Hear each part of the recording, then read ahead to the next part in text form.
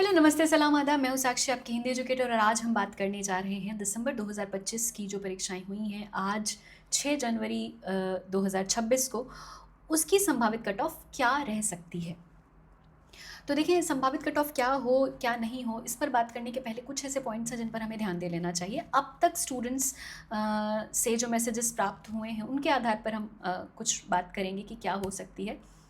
जो ध्यान देने योग्य बातें हैं, देखिए, उनमें सबसे जो ज़रूरी है वो है प्रश्न पत्र का स्तर। किस स्तर का प्रश्न पत्र रहा है। माजरत, सबसे ज़रूरी चीज़ होती है कि प्रश्न पत्र का स्तर क्या है। दूसरी इम्पॉर्टेंट चीज़ होती है कि अभ्यर्थियों की संख्या कितनी है। अब अभ्यर्थियों की संख्या अभी तो हम नहीं कह सकते, वो एग्ज़ाम के रिज़ल्ट के साथ पता लगेगी। दूसरी बात, तीसरा जो पॉइंट है वो है कि अभ्यर्थियों का प्रदर्शन कैसा रहा है, और चौथी बात है कि पिछली परीक्षाओं का कट ऑफ क्या रहा है। यहाँ पर दो बातें हमारे लिए सबसे ज़्यादा इम्पॉर्टेंट हैं जिन पर हम आज ध्यान रख करके बात करेंगे। वो ये है कि प्रश्न पत्र का स्तर कैसा रहा है, और दूसरी बात है कि पिछली परीक्षाओं की कट ऑफ क्या रही है। आइए एक एक करके उनको देखते हैं। तो अगर हम जून 2025 की कट ऑफ की बात करें कि जून 2025 में कट ऑफ कितनी थी, तो आप देख सकते हैं कि जून 2025 में अनरिजर्व कैटेगरी का जो जेआरएफ हुआ वो 218 नंबर पर हुआ था।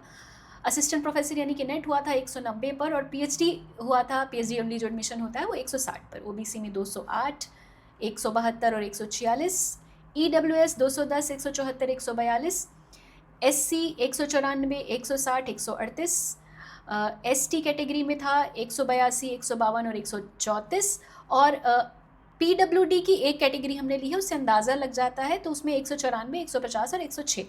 ये हमारा जून 2025 का कट ऑफ था। इसी तरह से आप देखेंगे अगर दिसंबर 2024 वाली, एक एक करके हम पीछे चल रहे हैं, दिसंबर 2024 वाली, इन दोनों प्रश्न पत्रों में भी बड़ा अंतर था, और इस बार में भी बच्चे बता रहे कि पैटर्न में काफ़ी सारे चेंजेस आए हैं। तो दिसंबर 2024 वाले में भी देखें तो जेआरएफ अनरिजर्व कैटेगरी के जेआरएफ में एक भी नंबर का अंतर नहीं आया था, 218 थे, 196 पर नेट हुआ था और 170 पर पीएचडी हुआ था। और ओबीसी और ईडब्ल्यूएस दोनों जेआरएफ के मार्क्स सेम थे, 210, 182 नेट हुआ था। पीएचडी में अंतर था, ओबीसी 156 और ईडब्ल्यूएस में 152। एससी कैटेगरी को जेआरएफ मिला था 200 नंबर पर और नेट मिला था 172 पर, पीएचडी मिला था 150 पर। एसटी कैटेगरी को नेट मिला था 192 पर, जेआरएफ मिला था 192 पर, नेट मिला था 162 पर, और पीएचडी मिला था 142 पर। पीडब्ल्यूडी यूआर को मिला था नेट 208 अंकों पर, जेआरएफ मिला था 164 पर, नेट हुआ था, और 182 पर पीएचडी हुआ था। अब अगर आपने पेपर दिया होगा या पिछले पेपर आपने देखे होंगे, तो दिसंबर 2024 वाला जो पेपर था वो बहुत ही वन लाइनर स्वभाव का था। एक एक लाइन में प्रश्न पूछे गए थे, बहुत लेंदी, बहुत बड़े प्रश्न नहीं थे, मतलब कंपैरेटिवली आसान था पैटर्न। लेकिन तब जो जेआरएफ की कट ऑफ थी, अगर हम अनरिजर्व कैटेगरी पर बात करें तो 118 की थी। लेकिन जैसे ही आप जून 2025 वाला पेपर देते हैं तो वो थोड़ा लेंदी पेपर था, मुश्किल पेपर था। लेकिन मज़ेदार बात यह है कि जेआरएफ की कट ऑफ में यहाँ पर बहुत फ़र्क नहीं आ रहा है। आप देखिए अनरिजर्व कैटेगरी में सेम रह रहा है 218, 218। ओबीसी कैटेगरी में 2 अंतर का फ़र्क आया है। ईडब्ल्यूएस भी सेम रह गया, एससी में 194 में हुआ, एससी और एसटी और पीडब्ल्यूडी में थोड़ा थोड़ा फ़र्क आया है, लेकिन अनरिजर्व कैटेगरी में बहुत ज़्यादा फ़र्क नहीं आया। मतलब कि ऐसा हो रहा है कि जितना ज़्यादा डिफ़िकल्ट होता जा रहा है पेपर, उतने ज़्यादा स्टूडेंट्स भी उतने ज़्यादा कंपटीशन बढ़ता जा रहा है, वो उतना ज़्यादा पढ़ते जा रहे हैं। इस बार की अगर हम बात करें, जो अब तक बच्चों ने बताया है कि पेपर कैसा था, अभी तक के रुझान से ये पता लगा है कि पेपर, बच्चे कह रहे हैं कि हिंदी का जो पेपर है उसका स्टैंडर्ड काफ़ी अच्छा था, पैटर्न थोड़े नए थे, और किताबों के बिल्कुल भीतर भीतर से जाकर के पूछा है, साहित्य इतिहास की किताबों के भीतर, मतलब डॉक्टर नगेंद्र से के भीतर से जाकर के कालक्रम पूछे गए हैं, डॉक्टर रामचंद्र तिवारी के अनुसार कालक्रम पूछा गया है, टेक्स्ट में भी बहुत भीतर भीतर से जाकर के सवाल पूछे गए हैं। तो इजी तो बिल्कुल भी नहीं कह सकते हैं, मॉडरेट टू डिफ़िकल्ट लेवल अभी तक जो मुझे पता चला, ये मेरा अपना नहीं है, स्टूडेंट्स का बताया हुआ इनपुट है कि मॉडरेट टू डिफ़िकल्ट हम कह सकते हैं हिंदी के प्रश्न पत्र को। अब इसको अगर हम ध्यान में रखें तो क्या हो सकता है, कितनी जा सकती है कट ऑफ हमारी।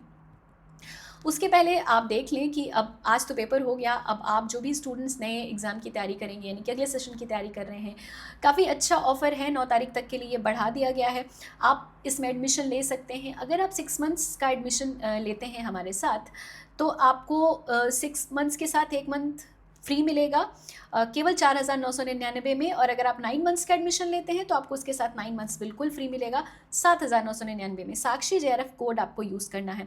एक और बात कि अश्योर प्रोग्राम भी लौट आया है। अश्योर प्रोग्राम की अपनी कुछ शर्तें हैं कि अगर आप फॉर्म भरते हैं, क्या लिख रहे हैं, all the below mention term and conditions need to be met for the learner to be eligible for assure. Assure program में क्या कह रहे हैं कि admit card be submitted before the UGC net June 2026। मतलब ये है कि अगर आप जून 2026 का नहीं क्लियर कर पाते हैं एग्ज़ाम, तो यहाँ पर कहा जा रहा है कि अगर आप JRF नहीं क्लियर करते हैं, ध्यान दें, अगर आप JRF नहीं क्लियर करते हैं तो आपको 6 महीने का एक्सटेंशन दिया जाएगा। लेकिन मतलब बात यही है कि आप क्लासेस ले रहे हो, मतलब आपने एग्ज़ाम दिया हो तो आप अपना जो एडमिट कार्ड है वो सबमिट करें। ऐसा नहीं हो कि आपने एग्ज़ाम ही नहीं दिया और फिर उसके बाद आप कहें कि हमें शॉर्ट प्रोग्राम चाहिए। साथ साथ ये भी होना चाहिए ना कि एडमिशन ले लिया बच्चे ने, पढ़ा ही नहीं, तो टीचर या प्लेटफॉर्म की क्या गलती है। तो 350 आवर्स भी आपके पूरे होने चाहिए। इस शर्त में अगर आप नहीं JRF क्लियर कर पाते हैं तो हम आपको 6 मंथ्स का एक्सटेंशन भी बिल्कुल फ्री देंगे। ठीक है, तो ये काफ़ी अच्छा ऑफर है, इस पर ज़रा ध्यान दे लीजिएगा आप। ध्यान रखेंगे 9 तारीख को एंड हो रहा है, आज 6 तारीख है। और अब चलते हैं आगे, जिसके लिए हम आज बैठे हुए हैं कि क्या जा सकती है कट ऑफ। तो सबसे पहली बात कि अब तक स्टूडेंट्स के रुझान के हिसाब से हम बात कर रहे हैं, एक संभावित कट ऑफ हम आपको बताने जा रहे हैं। अब तक का जो अपना एक्सपीरियंस रहा है उसके बेसिस पर कितना बढ़ सकता है और घट सकता है। देखिए, जैसे मैंने आपको बताया कि दिसंबर 2024 वाला पेपर देखेंगे तो ईजी था, जून 2025 वाला पेपर देखेंगे तो डिफ़िकल्ट था, लेकिन जनरल कैटेगरी के JRF में EWS के JRF में कोई फ़र्क नहीं पड़ा, सेम रहा दोनों में जो अंक थे। लेकिन SC ST और OBC में थोड़ा थोड़ा अंतर आया है। अब इस बार का पेपर क्या जा सकता है, एक बार एक संभावित कट ऑफ है अब तक के रुझानों के अनुसार। तो मेरे हिसाब से अभी जो मुझे लग रहा है वो ये लग रहा है कि अनरिजर्व कैटेगरी में 210 से 220 के आसपास कहीं पर होनी चाहिए कट ऑफ JRF के लिए, और असिस्टेंट प्रोफेसर 190 से 95, PhD 160 से 170 के बीच। OBC में 105 से 210 के बीच, शायद ही बढ़ भी सकता है। अच्छा, मैं आपको बता दूं कि यहाँ प्लस माइनस 5 की पूरी संभावना है। ठीक है, ये हम कोई ऐसा लिख करके नहीं दे रहे कि यही होगा, हम एक संभावना बता रहे हैं आपको कि ऐसा हो सकता है, जैसा कि अब तक जो बच्चों ने बताया उसी के अनुसार। EWS और OBC में आप जानते हैं कि बहुत ज़्यादा फ़र्क नहीं आता है, तो मुझे लग रहा है कि सेम ही रह सकते हैं दोनों। SC कैटेगरी 192 से 200 के बीच कहीं पर JRF मिल सकता है। ST कैटेगरी में हम देखें तो 180 से 90 के बीच, और अनरिजर्व PWD अनरिजर्व कैटेगरी में 195 से 205 के बीच कहीं पर रह सकता है JRF का जो कट ऑफ है। ये एक संभावित कट ऑफ है। अभी बच्चे पेपर दे करके निकले हैं, अभी तक उन्होंने जो बताया उसके हिसाब से एक बार आंसर की आ जाए, आंसर की आने के बाद थोड़ा और अंदाज़ा लगता है, तब जब टीचर के हाथ में क्वेश्चन पेपर होता है तब हम थोड़ा ज़्यादा बेहतर बता पाते हैं आपको। ये एक संभावित कट ऑफ थी, उम्मीद है ये आपको थोड़ा सा तो हेल्प करेगी। और बाकी अभी देखिए, पेपर दिन ब दिन डिफ़िकल्ट होता जा रहा है, पढ़ाई करना बहुत ज़रूरी है। और पढ़ाई करने के लिए क्या लेना ज़रूरी है, आप हमें ज्वाइन कर सकते हैं अगर आप अकेले नहीं पढ़ पाते हैं तो। 6+1 9+9 आपके लिए खुला हुआ है, अश्योर प्रोग्राम भी है, तो जाएं फटाफट सब्सक्रिप्शन लेने। क्लासेस में मिलते हैं, बाय, टेक केयर।